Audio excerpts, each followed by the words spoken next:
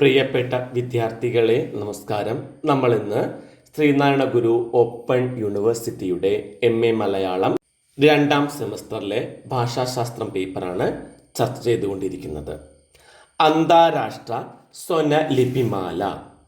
മനുഷ്യോൽപ്പന്നമായ ഓരോ സ്വനത്തിനും ഓരോ ചിഹ്നമെന്ന തത്വത്തോടെ റോമൻ ലിപി ചിഹ്നങ്ങളും ഗ്രീക്ക് ലിപി ചിഹ്നങ്ങളും ഉപയോഗിച്ച് ചിട്ടപ്പെടുത്തിയ ചിഹ്ന വ്യവസ്ഥയാണ് അന്താരാഷ്ട്ര സ്വനലിപിമാല, ഇന്റർനാഷണൽ ഫോണിറ്റിക് അസോസിയേഷൻ ചാർട്ടർ. ഇവിടെ ഓരോ സ്വനത്തിനും ഓരോ ചിഹ്നമെന്ന തത്വമാണ് ഉള്ളത്. അത് ഉണ്ടാക്കാനായിട്ട് ഉപയോഗിച്ചിരിക്കുന്നത് റോമൻ ലിപി ചിഹ്നങ്ങളും ഗ്രീക്ക് ലിപി ചിഹ്നങ്ങളുമാണ്.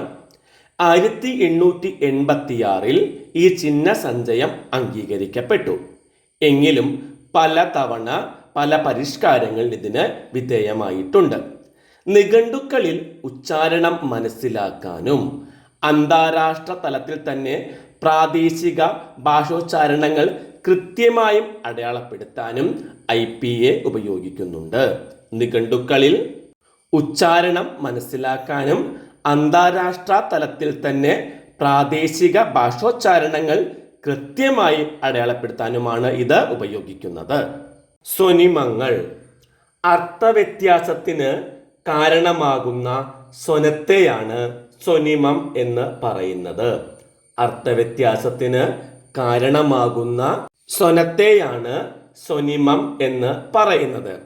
ഉദാഹരണമായി പറ, പട, പന, പദ എന്നീ പദങ്ങൾ നോക്കുക. ഒരൊറ്റ സ്വനത്തിൻ്റെ വ്യത്യാസമാണ് ഈ പദങ്ങളിൽ അർത്ഥവ്യത്യാസം ഉണ്ടാക്കുന്നത്. ഒരു സ്വനത്തിന് പകരമുള്ള മറ്റൊരു സ്വനത്തിൻ്റെ ആഗമനം അർത്ഥവ്യത്യാസത്തിന് കാരണമാകുന്നു. പറ, പട എന്നിവയെടുക്കുക. ആദ്യത്തേതില് റ എന്ന അല്ലെങ്കിൽ റ് എന്ന സ്വനവും പടയിലെ ഡ എന്ന സ്വനവുമാണ് അർത്ഥവ്യത്യാസത്തിന് കാരണമാകുന്നത്. അതുകൊണ്ട് ഉദാഹരണങ്ങളിലെ റ്, ഡ, ന, ത എന്നിവയ്ക്ക് വ്യക്തമായ സ്വനിമത്വമുണ്ട് എന്ന് പറയാം. അതുപോലെ തന്നെ പറ, പാറ. രണ്ടാമത്തെ പദത്തിൽ അകാരം ദീർഘിച്ചതാണ്. അതുകൊണ്ട് തന്നെ അവിടെ അർത്ഥവ്യത്യാസം ഉണ്ടാകുന്നുണ്ട്. അപ്പോൾ ആ, ആ എന്നിവ വ്യത്യസ്ത സ്വനിമങ്ങളാണ് എന്ന് പറയാം. ബ്ലൂംഫീൽഡ് സ്വനിമങ്ങൾക്ക് നൽകിയ നിർവചനം ഇങ്ങനെയാണ്: ഭാഷയിലെ ഏറ്റവും ചെറിയ സ്വനപ്രക്രിയ മാത്രകളാണ് സ്വനിമങ്ങൾ. ഭാഷയിലെ ഏറ്റവും ചെറിയ സ്വനപ്രക്രിയ മാത്രകളെയാണ് സ്വനിമങ്ങൾ എന്ന് വിളിക്കുന്നത്. സ്വനിമ നിർണയം. ഒരു ഭാഷയിലെ സ്വനങ്ങളെ സ്വനിമങ്ങളായും ഉപസ്വനങ്ങളായും വിഭജിക്കുന്ന ഏർപ്പാടിനാണ് സ്വനിമ നിർണയം എന്ന് പറയുന്നത്. ഒരു ഭാഷയിലെ സ്വനങ്ങളെ സ്വനിമങ്ങളായും ഉപസ്വനങ്ങളായും വിഭജിക്കുന്ന ഏർപ്പാട്. ഇതിന് 4 മാർഗങ്ങളുണ്ട്: വിതരണം, ഉച്ചാരണ സാദൃശ്യം, വിവരണ സൗകര്യം, മിതത്വം എന്നിവയാണവ. 4 മാർഗങ്ങൾ. 1 വിതരണം, 2 ഉച്ചാരണ സാദൃശ്യം, 3 വിവരണ സൗകര്യം, 4 മിതത്വം. ഇതിൻ്റെ ആദ്യ പടി ഭാഷാ സാമഗ്രികളിൽ നിന്നോ മറ്റോ സ്വനങ്ങളെ അപഗ്രഥിച്ച് സ്വനിമ നിർണയം നടത്തുക എന്നതാണ്. വിതരണം. സ്വനിമ നിർണയത്തിൻ്റെ ആദ്യ പടിയാണ് വിതരണം. ഒരു സ്വനം ഏതെല്ലാം സാഹചര്യത്തിൽ പ്രത്യക്ഷപ്പെടുമോ ആ സാഹചര്യങ്ങളെ നോക്കിയാണ് വിതരണം നിർണയിക്കുന്നത്. എല്ലാ സ്വനങ്ങൾക്കും ഒരേ തരത്തിലുള്ള വിതരണമല്ല ഉള്ളത്. പ്രത്യക്ഷപ്പെടുന്ന സ്ഥാനം കൊണ്ടോ സാഹചര്യം കൊണ്ടോ വ്യത്യാസം സംഭവിക്കുന്ന സ്വനങ്ങൾക്ക് തമ്മിലുള്ള ബന്ധമാണ് പൂരക ബന്ധം. പ്രത്യക്ഷപ്പെടുന്ന സ്ഥാനം കൊണ്ടോ സാഹചര്യം കൊണ്ടോ വ്യത്യാസം സംഭവിക്കുന്ന സ്വനങ്ങൾക്ക് തമ്മിലുള്ള ബന്ധത്തിനെയാണ് വിതരണം എന്ന് പറയുന്നത്. അവയുടെ വിതരണം പൂരകമാണ് എന്ന് പറയാം. ഒരേ സ്വനിമത്തിന് പദാദിയിലും പദമധ്യത്തിലും പദാന്ത്യത്തിലും ധ്വനിഭേദം ഉണ്ടാകാം. ഒരേ സ്വനിമത്തിന് തന്നെ പദത്തിന്റെ ആദിയിലും പദത്തിന്റെ മധ്യത്തിലും പദത്തിന്റെ അവസാനത്തിലും ധ്വനിഭേദം ഉണ്ടാകാം. ഈ ഭേദങ്ങൾ വ്യത്യസ്ത സ്വനിമങ്ങളാകുന്നില്ല. ഈ ഭേദങ്ങളൊന്നും വ്യത്യസ്തമായ സ്വനിമങ്ങളാകുന്നില്ല. സ്വനങ്ങളുടെ രൂപഭേദങ്ങളെ ആകുന്നുള്ളൂ. ഇവയെല്ലാം സ്വനങ്ങളുടെ രൂപഭേദങ്ങൾ മാത്രമാണ്.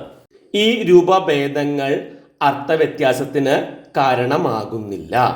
ഒരു സ്വനത്തിന്റെ ഉച്ചാരണപരമായ സമാന്തര രൂപങ്ങളായ ഇവയെ അർത്ഥവ്യാവർത്തകശേഷി ഇല്ലാത്തതിനാൽ വ്യത്യസ്ത സ്വനിമങ്ങളെന്ന് വിളിക്കാൻ കഴിയില്ല. സ്വനിമങ്ങൾക്കിങ്ങനെ സന്ദർഭാനുസരണം സംഭവിക്കുന്ന ഉച്ചാരണ ഭേദങ്ങളെയാണ് ഉപസ്വനങ്ങൾ എന്ന് പറയുന്നത്.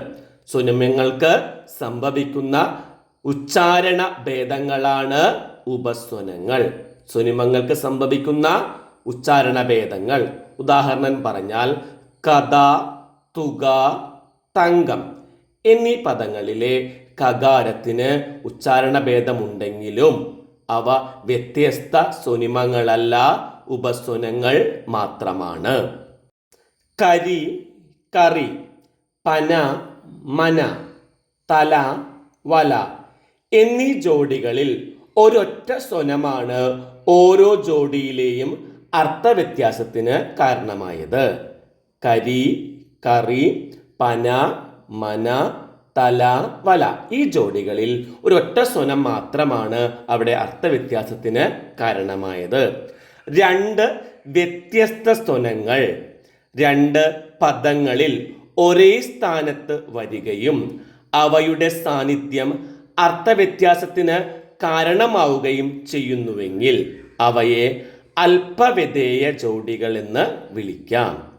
രണ്ട് വ്യത്യസ്ത സ്വനങ്ങൾ രണ്ടു പദങ്ങളിൽ ഒരേ സ്ഥാനത്ത് വരികയും അവയുടെ സാന്നിധ്യം അർത്ഥവ്യത്യാസത്തിന് കാരണമാവുകയും ചെയ്യുന്നുണ്ടെങ്കിൽ അവക്ക് നമുക്ക് അല്പവ്യതേയ ജോഡികൾ എന്ന് വിളിക്കാം. അതേസമയം പലം, ബലം എന്നീ ജോഡികൾ അല്പവ്യതേയ ജോഡികളല്ല. കാരണം ബകാരത്തെ ബേ എന്നാണ് മലയാളികൾ ഉച്ചരിക്കുന്നത്. അങ്ങനെ നോക്കുമ്പോൾ പ, ബ, ആ, എ എന്ന് രണ്ടിടത്തും ഉച്ചാരണ ഭേദം, പദാദിയിലും പദമധ്യത്തിലും ഉച്ചാരണ വൈവിധ്യം ഉണ്ടാകാറുണ്ട്. രണ്ടാമത്തേത് ഉച്ചാരണ സാദൃശ്യം. ഒരു സ്വനിമത്തിന്റെ ഉപസ്വനങ്ങൾക്കെല്ലാം ഉച്ചാരണ സാദൃശ്യം ഉണ്ടായിരിക്കും. 3. വിവരണ സൗകര്യം. ചില സ്വനങ്ങളെ ഉപസ്വനങ്ങളായോ സ്വനിമങ്ങളായോ തന്നെ കണക്കാക്കാവുന്നതാണ്. ചില സ്വനങ്ങളെ ഉപസ്വനങ്ങളായോ സ്വനിമങ്ങളായോ തന്നെ കണക്കാക്കാവുന്നതാണ്. വിവരണ സൗകര്യത്തിനു വേണ്ടി ഒരു സ്വനത്തെ ഒരിടത്ത് ഒരു സ്വനിമത്തിന്റെ ഉപസ്വനമായും മറ്റൊരിടത്ത് സ്വനിമമായും കണക്കാക്കാം. മലയാളത്തിലെ രേഫ റകാരങ്ങൾ വ്യത്യസ്ത സ്വനിമങ്ങളാണ്. കര, കറ, കരി, കറി എന്നിവ ഉദാഹരണം. എന്നാൽ കൂട്ടക്ഷരങ്ങളിൽ മൃദു ഒഴിച്ചുള്ള ഏത് വ്യഞ്ജനത്തിനും മുൻവന്നാലും റകാരധ്വനി തന്നെയായിരിക്കും. അർക്കൻ, വർഗം, ചർച്ച എന്നിവ ഉദാഹരണം.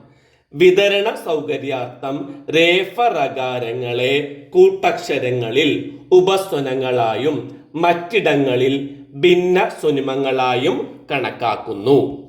മിതത്വം നാലാമത്തേതാണ്. വർണ്ണമാലയിലെ സ്വനിമങ്ങളുടെ എണ്ണം കഴിവതും കുറഞ്ഞിരിക്കുന്നതാണ് ലിപി വ്യവസ്ഥക്ക് സൗകര്യം. അതിനാൽ അത്യാവശ്യമില്ലാത്ത വർണ്ണങ്ങൾ ഒഴിവാക്കുന്നത് നന്നായിരിക്കും. ലിപി വ്യവസ്ഥയുടെ സൗകര്യാർത്ഥം അത്യാവശ്യമില്ലാത്ത വർണ്ണങ്ങൾ ഒഴിവാക്കുന്നതാണ് മിതത്വം.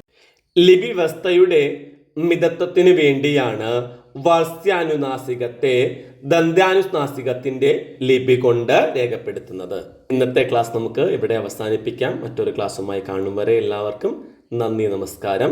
ക്ലാസ് ഇഷ്ടമായിട്ടുണ്ടെങ്കിൽ ലൈക്കും ഷെയറും കമൻറ്റും എല്ലാം തരുമല്ലോ. ഒരിക്കൽ കൂടി നന്ദി, നമസ്കാരം.